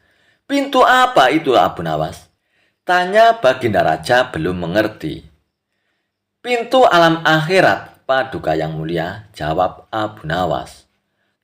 "Apa itu, Abu Nawas?" tanya Baginda Raja ingin tahu. "Kiamat, wahai Paduka yang mulia. Masing-masing alam mempunyai pintu. Pintu alam dunia adalah liang peranakan ibu. Pintu alam barzah adalah kematian. Dan pintu alam akhirat adalah kiamat," jelas Abu Nawas kepada Baginda Raja. Surga berada di alam akhirat. Bila Baginda masih tetap menghendaki hamba mengambil sebuah mahkota di surga, maka dunia harus kiamat terlebih dahulu, lanjut Abu Nawas. Mendengar penjelasan Abu Nawas, Baginda Raja pun terdiam. Di sela-sela kebingungan Baginda Raja Harun al-Rasyid, Abu Nawas pun bertanya lagi kepada Baginda Raja. "Masihkah Baginda Raja menginginkan mahkota surga itu?" tanya Abu Nawas. Baginda Raja pun tidak menjawab. Beliau diam 1000 bahasa. Sejenak kemudian Abu Nawas pun mohon diri karena Abu Nawas sudah tahu jawabannya. Kisah Abu Nawas memenangkan lomba berburu. Suatu hari yang cerah, Raja Harun al-Rasyid dan para pengawalnya meninggalkan istana untuk berburu. Namun di tengah perjalanan, salah satu pejabat kerajaan yang bernama Abu Jahil menyusul dengan terengah-engah di atas kudanya. Baginda hamba mau mengusulkan sesuatu," kata Abu Jahil sambil mendekati sang raja. "Apa usulmu, wahai Abu Jahil?" tanya Baginda Raja. Agar acara berburu ini lebih menarik dan disaksikan banyak penduduk, bagaimana kalau kita sayembara saja? Ujar Abu Jahil dengan raut wajah serius. Baginda Raja pun terdiam sejenak dan mengangguk-anggukkan kepala. Hamba ingin beradu ketangkasan dengan Abu Nawas, dan nanti pemenangnya akan mendapatkan sepundi uang emas. Tapi kalau kalah, hukumannya adalah dengan memandikan kuda-kuda di istana selama 1 bulan. Tutur Abu Jahil meyakinkan Baginda Raja. Dan akhirnya, Baginda Raja pun menyetujui usulan dari Abu Jahil tersebut. Hitung-hitung sayembara itu akan memberikan hiburan kepadanya. Maka dipanggillah Abu Nawas untuk menghadap Baginda Raja. Dan Abu Nawas pun segera menghadap Raja Harun ar-Rasyid. Ia pun diberi petunjuk panjang lebar oleh Baginda Raja. Namun pada awalnya Abu Nawas menolak sayembara tersebut. Karena ia tahu bahwa semua ini adalah akal licik dari Abu Jahil yang ingin menyingkirkannya dari istana. Tapi Baginda Raja Harun ar-Rasyid memaksa dan Abu Nawas tak bisa menolaknya. Abu Nawas pun berpikir sejenak. Ia tahu kalau Abu Jahil sekarang diangkat menjadi pejabat istana. Ia pasti mengerahkan semua anak buahnya untuk menyumbang seekor binatang buruannya di hutan nanti. Namun karena kecerdikannya, Abu Nawas pun tersenyum riang. Abu Jahil yang amat melihat perubahan raut muka Abu Nawas menjadi penasaran dibuatnya. Mana mungkin Abu Nawas bisa mengalahkan dirinya kali ini, pikir Abu Jahil dalam hatinya. Akhirnya, Baginda Raja pun menggiring mereka ke tengah alun-alun istana. Raja dan seluruh rakyat menunggu siapa yang akan menjadi pemenang dalam perlombaan berburu itu. Trompet tanda mulai adu ketangkasan pun telah ditiup. Abu Jahil segera memacu kudanya secepat kilat menuju hutan belantara. Namun anehnya, Abu Nawas justru sebaliknya. Ia dengan santainya menaiki kuda sehingga para penonton banyak yang berteriak. Menjelang sore hari, tampaklah kuda Abu Jahil memasuki pintu gerbang istana. Ia pun mendapat sambutan meriah dan tepuk tangan dari rakyat yang menyaksikannya. Di sisi kanan dan kiri kuda Abu Jahil tampak puluhan hewan yang mati terpanah. Abu Jahil dengan senyum bangga memperlihatkan semua binatang buruannya di tengah-tengah lapangan. Aku, Abu Jahil, berhak memenangkan lomba ini. Lihat, binatang buruanku banyak. Mana mungkin Abu Nawas mengalahkanku? Teriaknya lantang yang membuat para penonton pun semakin ramai bertepuk tangan. Tidak beberapa lama, kemudian terdengar suara kaki kuda Abu Nawas pun mendekat. Semua orang mentertawakan dan meneriakinya karena Abu Nawas tak membawa satupun binatang buruan di kudanya. Tapi Abu Nawas tidak tampak gusar sama sekali. Ia malah tersenyum dan melambaikan tangannya.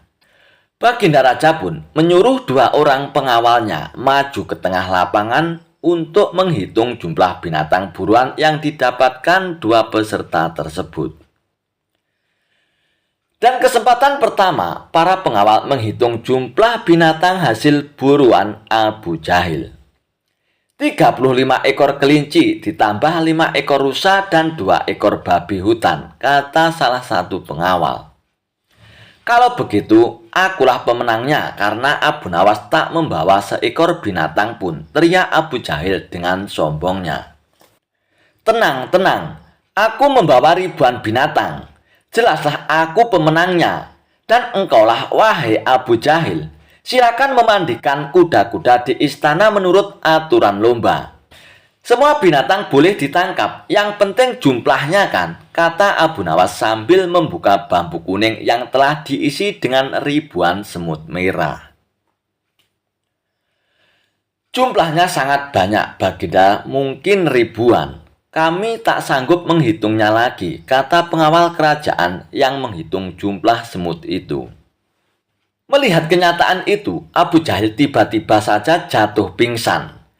Baginda Raja pun tertawa terpingkal-pingkal dan langsung memberi hadiah kepada Abu Nawas.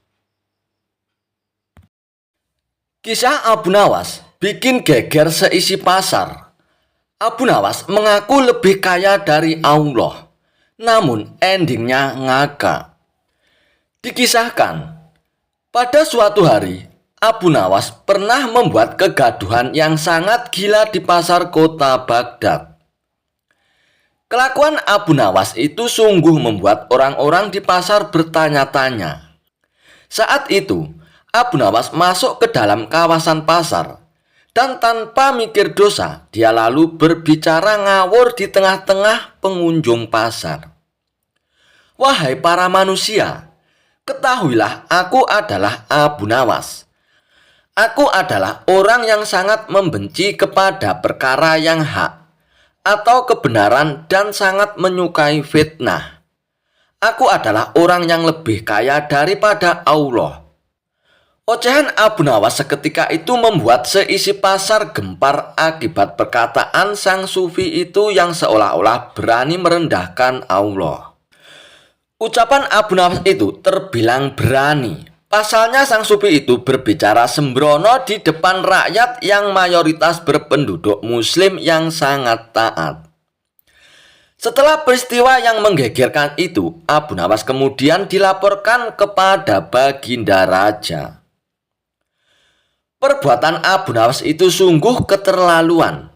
Padahal dia sendiri dikenal sebagai seorang yang sangat soleh dan alim. Kok berani-beraninya bilang seperti itu, sehingga memancing emosi orang-orang Islam. Atas perbuatan konyol itu, maka Abu Nawas pun ditangkap dan dibawa ke istana. Setelah sampai di istana, Abu Nawas pun lalu disidang dan dibawa menghadap Baginda Raja. Setelah Abu Nawas dihadapkan kepada Baginda Raja Harun ar-Rasyid, lalu ia pun ditanya, "Hai Abu Nawas, apakah benar kamu mengatakan perkataan-perkataan aneh dan konyol seperti itu?" Tanya Baginda Raja dengan emosi. "Benar Tuan," jawab Abu Nawas. "Kenapa dirimu asal ngomong kayak gitu Abu Nawas? Apa kamu sudah kafir?" Tanya Baginda Raja lagi. "Saya pikir Baginda juga sama seperti hamba. Baginda yang mulia pasti juga suka sekali dengan suatu perkara hak, iya kan?" ungkap Abu Nawas. "Apa kamu bilang? Gila bener ngomong seperti itu," bentak Baginda Raja dengan rasa marahnya. "Wahai Paduka yang mulia, sebentar, jangan marah dulu. Tolong dengarkan terlebih dahulu penjelasan dari hamba," kata Abu Nawas untuk merendahkan tensi emosi Baginda Raja. "Penjelasan apa yang akan kamu katakan kepadaku Abu Nawas? Coba katakan. Aku sebagai orang Islam selalu membela segala perkara yang hak dan benar, bukan malah sebaliknya," jelas Baginda Raja. Abu Nawas kemudian menjelaskan alasan yang sebenarnya. "Wahai Baginda Raja, ketika ada seseorang yang sedang membacakan talqin mayit, hamba selalu mendengar kata-kata seperti ini. Kematian itu adalah hak, dan yang nyata, begitu pula neraka adalah perkiraan yang nyata. Kesimpulannya, apakah ada orang yang tidak benci dengan kematian dan neraka-neraka tersebut? Bukankah Baginda Raja juga sangat benci dengan hal-hal itu, sama seperti hamba kan?" kata Abu Nawas meyakinkan. "Wah, cerdas sekali kamu Abu Nawas," ucap Baginda Raja mengagumi jawaban Abu Nawas. Namun rupanya Baginda Raja belum begitu puas. Baginda Raja pun lalu bertanya lagi, "Tetapi bagaimana penjelasanmu tentang omonganmu yang mengatakan bahwa dirimu suka terhadap fitnah?" tanya Baginda Raja kembali. "Jadi begini wahai Paduka yang mulia, mungkin Baginda juga sudah lupa kalau hal itu sudah disebutkan dalam kitab suci Al-Quran. Al-Quran menjelaskan bahwa harta kekayaan dan anak-anak kita adalah sebuah fitnah. Padahal, kan sang raja juga menyukai harta dan anak-anak sama seperti diri hamba. Betul kan? Kata Abu Nawas menjelaskan. Baginda Raja pun manggut-manggut mendengar jawaban Abu Nawas. Meski demikian, Baginda Raja masih ada pertanyaan lagi untuk Abu Nawas. Ya, semua itu benar Abu Nawas. Tapi kenapa dirimu berkata kalau kamu mengaku lebih kaya dari Allah? Padahal Allah Maha Kaya segalanya, ujar Baginda Raja. Begini Paduka yang mulia, aku mengaku lebih kaya dari Allah itu sebab aku bisa mempunyai anak. Sedangkan Allah sendiri tidak punya anak dan tidak diberanakkan. Betul kan Baginda Raja? Jawab Abu Nawas. Baginda Raja pun akhirnya mengakui kebenaran Abu Nawas. Kamu memang cerdik Abu Nawas, ucap Baginda Raja sambil manggut-manggut. Hei Abu Nawas, semua itu memang benar. Tapi apa tujuan kamu ngomong perkataan-perkataan itu di kerumunan pasar sehingga menimbulkan kegaduhan kayak gitu Abu Nawas? Tanya Baginda Raja dengan penasaran. Wahai Paduka yang mulia, sebenarnya dengan cara-cara itu diri hamba bisa ditangkap lalu dibawa untuk disidang dan menghadap Paduka yang mulia. Jawab Abu Nawas. Baginda Raja pun hanya bisa geleng-geleng kepala atas jawaban Abu Nawas. Namun apa maksudmu Abu Nawas? Engkau ingin menghadapku, kata Baginda Raja. Wahai Paduka yang mulia, saya melakukan itu semua sebenarnya agar supaya hamba bisa memperoleh hadiah dari Paduka yang mulia sendiri. Hahaha, jawab Abu Nawas sembari tertawa. Jawaban Abu Nawas ini akhirnya membuat Baginda Raja pun tertawa terbahak-bahak. Persidangan yang awalnya sangat tegang dan penuh amarah ini akhirnya reda dengan suara tawa Abu Nawas dan Baginda Raja. Dan akhirnya Baginda Raja pun memberikan hadiah kepada Abu Nawas. Suatu hari, Baginda Raja memerintahkan pengawalnya untuk memanggil Abu Nawas datang ke istana. Dan dalam waktu tidak terlalu lama, Abu Nawas pun sudah berada di hadapan Baginda Raja. Hei, apa kabar Abu Nawas? Sudah lama kau tidak datang kemari. Apakah aku harus menunggumu lebih dulu untuk datang ke istana? Untuk melepas kangenku ini Abu Nawas. Sapa Baginda Raja kepada Abu Nawas untuk berbasa basi. Kalau Baginda Raja memanggil hamba, pasti ada apa-apanya, ucap Abu Nawas menyindir Baginda Raja. Benar sekali Abu Nawas.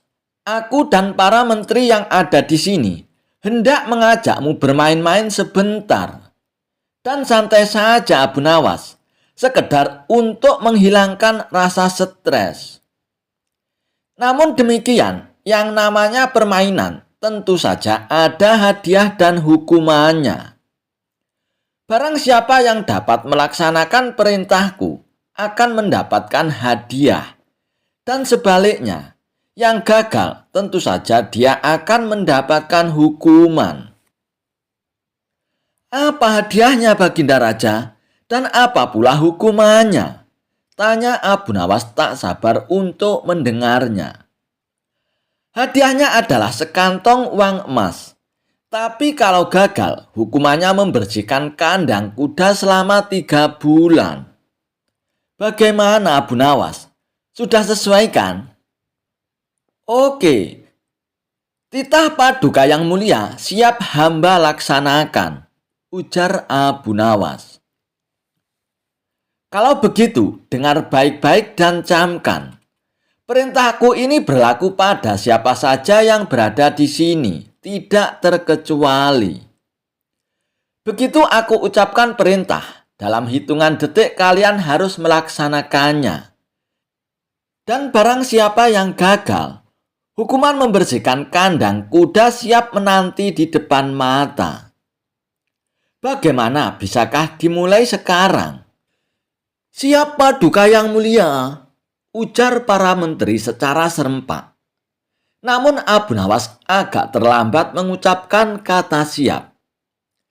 Dan si cerdik Abu Nawas ini pun mulai mencium gelagat yang tidak wajar dari permainan ini. Dan Abu Nawas pun mulai waspada. Semuanya jongkok. Baginda Raja pun memberi perintah aba-aba. Dan segera saja, semua menteri yang ada di Balerung pun segera berjongkok menuruti perintah Baginda Raja. Sekarang tengkurap. Abu Nawas dan para menteri pun segera tengkurap bersama-sama.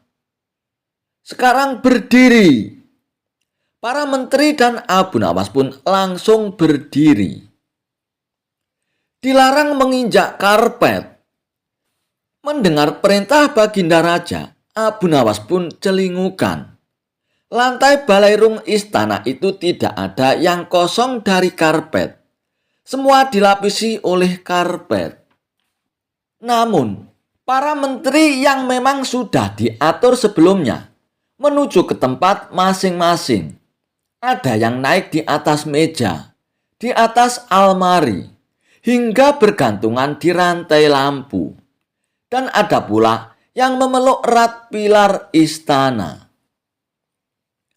Pokoknya sudah tidak ada lagi tempat yang lowong buat Abu Nawas. Dalam sekejap Abu Nawas pun berpikir keras. Dan dia harus memikirkan akal untuk masalah ini. Kalau tidak, hukuman membersihkan kandang kuda selama 3 bulan sudah menanti di depan mata. Tahu sendiri kan, bagaimana baunya yang namanya kandang kuda. Tapi namanya saja Abu Nawas. Ia mempunyai 1000 akal untuk memecahkan segala masalah yang dihadapinya. Dan tiba-tiba saja Abu Nawas pun segera meloncat ke punggung Baginda Raja yang memang tidak jauh dari Abu Nawas. Dalam hitungan detik, Abu Nawas pun sudah berada di gendongan Baginda Raja. Dan Baginda Raja pun berteriak-teriak kegelian. "Lepaskan aku, Abu Nawas, lepaskan!" Teriak Baginda Raja sembari berusaha keras untuk melepaskan Abu Nawas yang ada di gendongannya. Akan tetapi Abu Nawas tak mau melepaskannya, justru semakin erat memeluknya. Dan semakin Baginda Raja berusaha untuk melepaskan Abu Nawas, semakin keras pula Abu Nawas memeluk Baginda Raja. "Lepaskan aku, Abu Nawas, lepaskan. Aku merasa kalah, Abu Nawas," ucap Baginda Raja menyudahi lelucon yang konyol itu. Dan mau tak mau, Baginda Raja pun harus merelakan sekantong uang emasnya jatuh ke pelukan Abu Nawas.